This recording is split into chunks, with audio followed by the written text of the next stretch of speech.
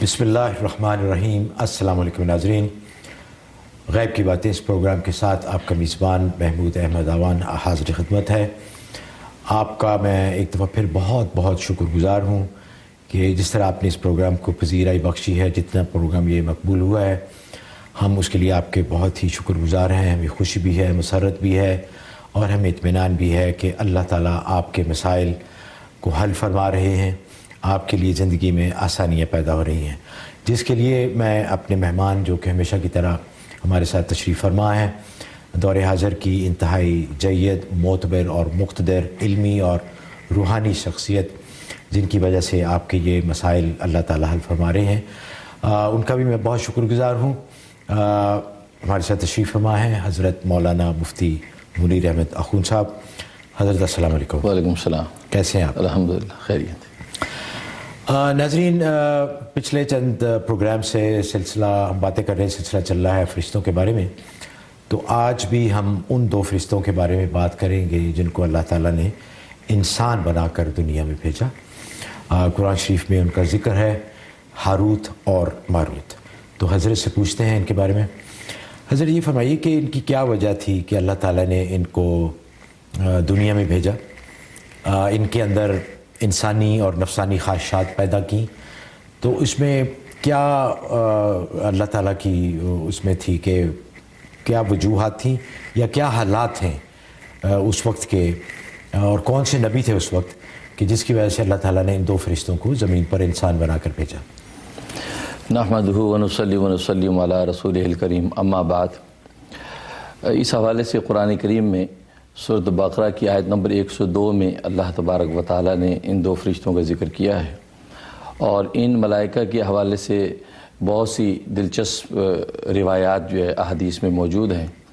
बल्कि अल्लामा इब्न हजर अस्क़लानी रहमतुल्लाह ताला ने तकरीबन 19 सनदों के साथ उन रिवायात को नक़ल किया है और अल्लामा सयूती रहमतुल्लाह ताला ने तकरीबन 20 से ज़ायद सनदें अपनी तफसीर दुर्र मंसूर में नक़ल की हैं। अगरचे हाफिज़ इब्न कसीर रहमतुल्लाह ने इस पर कलाम भी किया है, लेकिन वो रिवायत इब्न हजर अस्क़लानी फरमाते हैं कि वो जो क़िस्सा जो हारूत मारूत के बारे में रिवायात में आता है वो पाए सबूत तक है और उसका वक़ूअ यकीनी है। हुआ असल में ये था कि अल्लाह तबारक व तआला ने आसमान दुनिया के पर्दे हटा दिए और फरिश्तों ने ज़मीन पर देखा। जब देखा कि अहले ज़मीन गुनाहों में मुब्तला हैं, शराब नोशी है, ज़िना है, चोरी चकारी, कत्ल गारतगरी, इस कदर गुनाहों में मुब्तला हैं, तो फरिश्तों ने अल्लाह तबारक व तआला से ये शिकायत की कि इन लोगों को तो इबादत और इताअत के लिए भेजा गया था और इनकी हालत ये कि ये गुनाहों में मुब्तला हैं और आप फ़ौरी इनकी पकड़ भी नहीं करते हैं। तो लिहाजा जो है फरिश्तों को बड़ी बेजारी हुई उनके अमाल से और उनके लिए बद्दुआ की अहले ज़मीन के लिए। तो अल्लाह तबारक व तआला ने फरमाया कि असल में बात यह है कि ये असल में मेरी ज़ात इनसे हिजाब में है, पर्दे में है, इसलिए इन पर मेरा खौफ कम है और तुम चूँकि हर वक्त मेरे पास हो इसलिए तुम पर जो हैबत और खौफ और खशियत तारी है उस दर्जे की उन पर नहीं है, लिहाजा इसलिए उनसे ये गुनाह हो जाते हैं। तो लेकिन मलाइका को इस पर इत्मीनान नहीं हुआ, तो अल्लाह तबारक व तआला ने फरमाया कि ठीक है कि तुम अपने में से पारसा फरिश्ते चुन लो कि जिनको मैं इन्हीं इंसानों में ज़मीन में भेजता हूँ, तो फिर देखता हूँ कि वो जब मेरे हिजाब में जाएंगे तो देखते हैं कि उनके अमाल क्या हैं।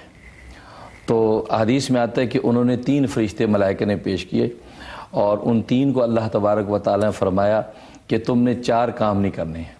एक तो शराब नहीं पीना है, दूसरा ज़िना नहीं करना है, तीसरा कत्ल नहीं करना और चौथा बुत को सजदा नहीं करना। ये 4 शर्तें उन पर लगाईं और उनको ज़मीन पे उतारना चाहा, तो उनमें से एक फ़रिश्ते ने कहा कि ये मुझसे नहीं हो सकेगा, मैं तो नहीं जाता। उसने उज़र किया तो हट गया। तो ये हारूत मारूत जो 2 फरिश्ते ये तैयार हो गए कि ठीक है हम चलते हैं। और अजीब है कि रिवायात में आता है कि ये फरिश्ते मलाइका में भी सबसे ज़्यादा आबिद और जाहिद फरिश्ते थे। उनको ज़मीन में अल्लाह ने उतार दिया और हज़रत अली रज़ी अल्लाह तआला की रिवायत है कि हज़रत इदरीस अलैहिस्सलातु वस्सलाम का ज़माना था। अच्छा, तो ये फरिश्ते ज़मीन पर आ गए। इनमें अल्लाह तबारक व तआला ने इंसानी ख्वाहिशात पैदा कर दी और इनको लोगों के लिए तस्फ़ी और फ़ैसलों के लिए मुकर्रर कर दिया। लोग इनके पास अपने मसाइल लेकर आते थे, ये तस्फ़ी करते थे। एक तवील ज़माना इसमें गुजर गया, यहाँ तक कि एक दिन एक ख़ातून आई जो बड़ी हसीन व जमील। हज़रत अली फरमाते कि उसके हुस्न जमाल का ये आलम था कि जैसे कि ज़ोहरा सितारा जो है तमाम सितारों में सबसे हसीन सितारा है, اتنی حسین عورت تھی، وہ آئی اور اس نے اپنا مسئلہ و فریاد رکھی، تو ان میں اللہ تبارک و تعالی جو شہوات رکھی تھی وہ شہوات ان کی بھڑک اٹھیں اور ان کے اندر ایک خواہش پیدا ہوئی جو اس کے ساتھ جو برائی کی، اور ان کو دعوت دی کہ تم اپنا بدن ہمیں پیش کرو۔ اچھا، تو اس پر اس خاتون نے کہا کہ نہیں، میری ایک شرط ہے، اور شرط یہ ہے کہ میرے پہ ایک بت ہے، اس بت کو سجدہ کرو، تو میرے دین کے جب ہم نوا ہو جاؤ گے تو پھر میں یہ تمہاری بات پوری کروں۔ انہوں نے کہا کہ نہیں، ہماری توبہ، یہ شرک ہم سے نہیں ہوگا۔ تو وہ خاتون چلی گئی۔ تو ایک طویل عرصہ جب جتنا اللہ کو منظور تھا خاموشی رہی، اس کے بعد پھر خاتون آئی، انہوں نے پھر وہی بات کہی۔ تو اس نے کہا کہ نہیں، میری وہ ایک شرط ہے کہ تم جو میرے شوہر کو قتل کرو تو پھر میں جو یہ تمہاری یہ فریاد پوری کروں گی۔ تو انہوں نے کہا کہ نہیں، قتل تو یہ گناہ کبیرہ ہے، یہ نہیں ہو سکتا۔ تو اس نے کہا اچھا چلو ایسا کرو، میرے پاس شراب ہے، تم شراب پی لو۔ تو انہوں نے آپس میں مشورہ کیا، انہوں نے سوچا شراب تو چھوٹی چیز ہے، کوئی بات نہیں، شراب پی لیتے ہیں۔ تو کہتے ہیں کہ ایک روایت میں آتا ہے کہ اس کے اپنے گھر پہ اس کے مقام پر یہ لوگ پہنچ گئے تھے، وہاں جا کے انہوں نے شراب پی۔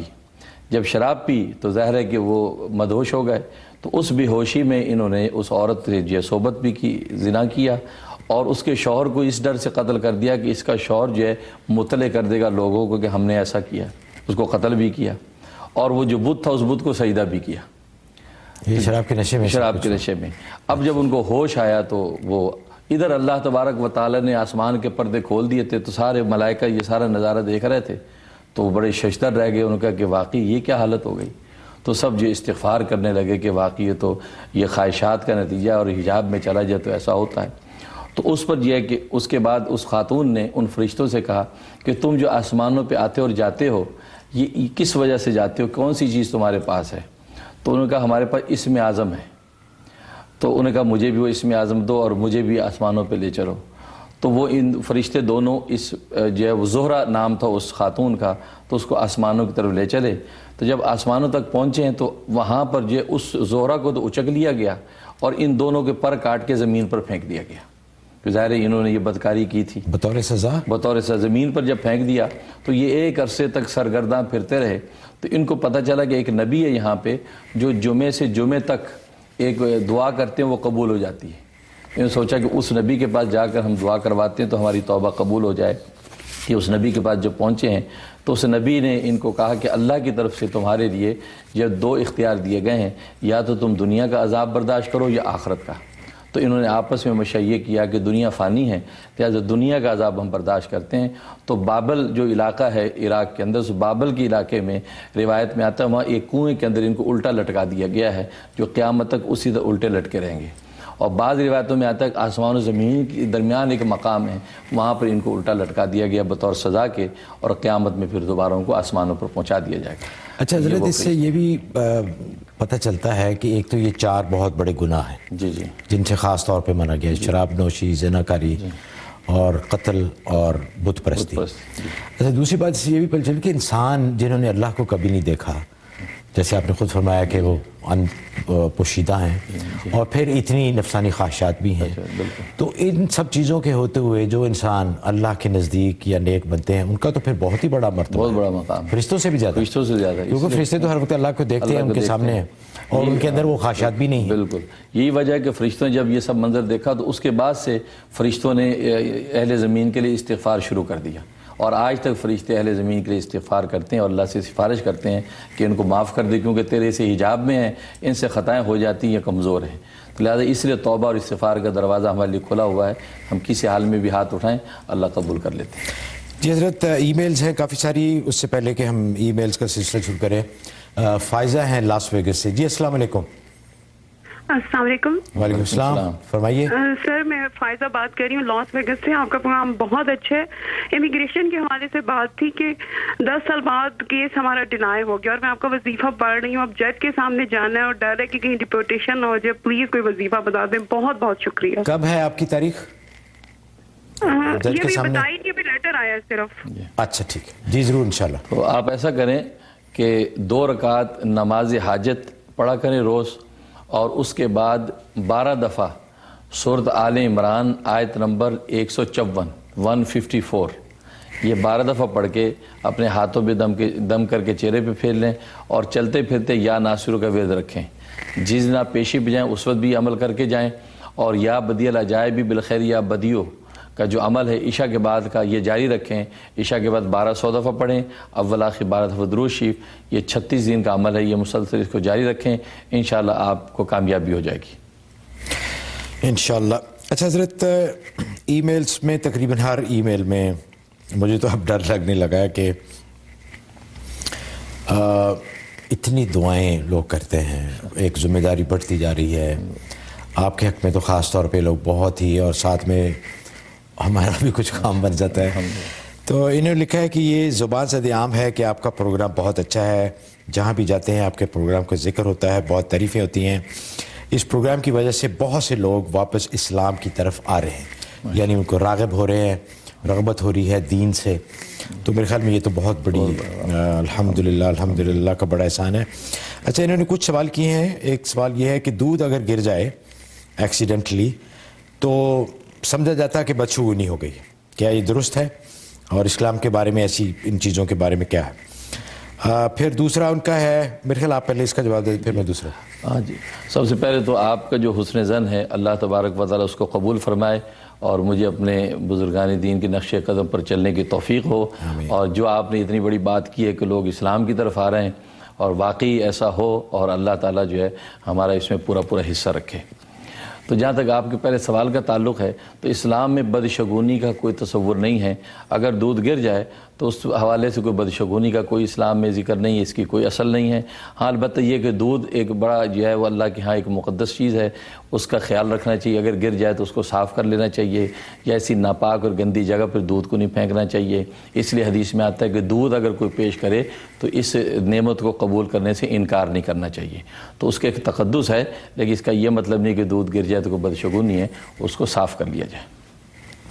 اچھا ذرا دوسرا ان کا سوال یہ ہے، اور اس بارے میں ان سے بات بھی کرنا چاہوں گا. انہوں نے لکھا ہے کہ پاکستان میں کھانا بچا ہوا ہم کچھ دنوں کے بعد نوکروں وغیرہ کو دے دیتے، اور یہاں امریکہ میں چونکہ نوکر نہیں ہوتے کھانا بہت ضائع ہو جاتا ہے، پھینکنا پڑتا ہے. اور اس کے بارے میں انہوں نے پوچھا ہے کہ ہم کیا کریں، یہ گناہ تو نہیں ہے؟ میری ایک گزارش یہ ہے کہ پاکستان میں بھی یہ کیوں آپ کرتے ہیں کہ جو بچا ہوا کھانا کچھ دنوں کے بعد نوکروں کو دیتے ہیں؟ نوکروں کا ویسے ہی خیال رکھنا چاہیے جیسے آپ خود اپنے بچوں کا یا اپنا خیال رکھتے ہیں.